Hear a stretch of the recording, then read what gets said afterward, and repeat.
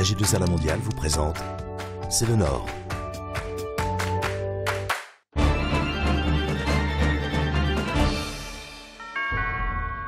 Bonjour, C'est le Nord s'intéresse aujourd'hui à la santé. Pour en parler, l'homme du Nord que je reçois est Jacques Maricio, vice-président du Conseil général du Nord en charge des personnes âgées et proviseur du lycée de Condé. Bonjour Jacques Maricio. Bonjour Jean-Marie.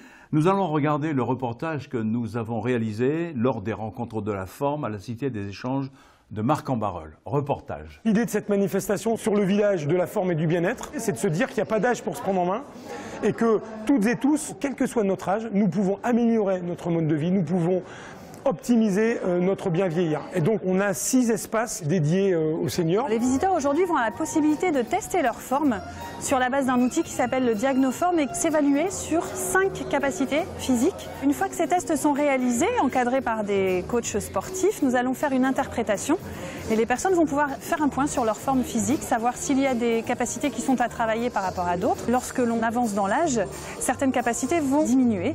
Par exemple, on le sait, la masse musculaire a tendance à se dégrader ou à diminuer avec l'âge. Donc si on ne l'entretient pas, on risque d'accélérer le processus du vieillissement. Je peux vous renseigner? Oui, savoir ce que vous proposez comme activité.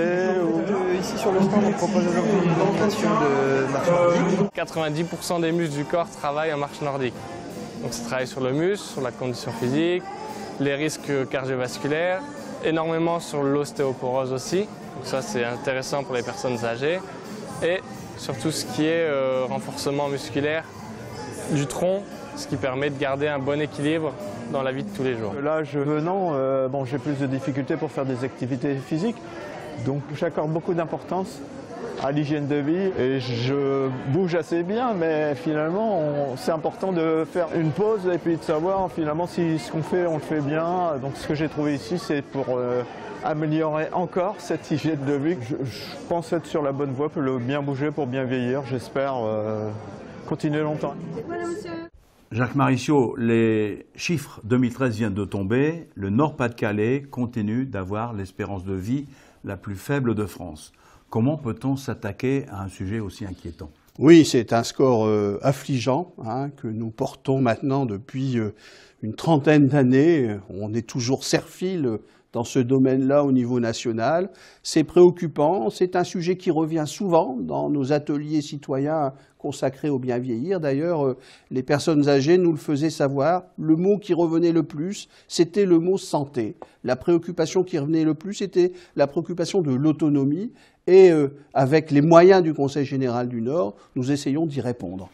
Sont de quel ordre ces moyens? Alors, moi je dispose d'un budget de l'ordre de 330 millions d'euros. Ça doit être de tête le 4e ou 5e budget du Conseil général. Et pour faire face, pour assumer ces obligations en matière de financement, d'accompagnement, ne serait-il pas possible de mettre en place des partenariats publics-privés? Alors, nous le faisons déjà, nous espérons le développer. On travaille de longue date avec la Fondation Caisse d'Épargne, la Fondation de France, avec l'Institut Pasteur de Lille dans ses recherches sur la maladie d'Alzheimer.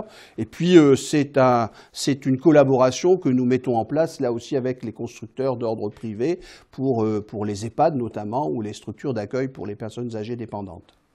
Merci Jacques Maricio et à bientôt dans C'est le Nord.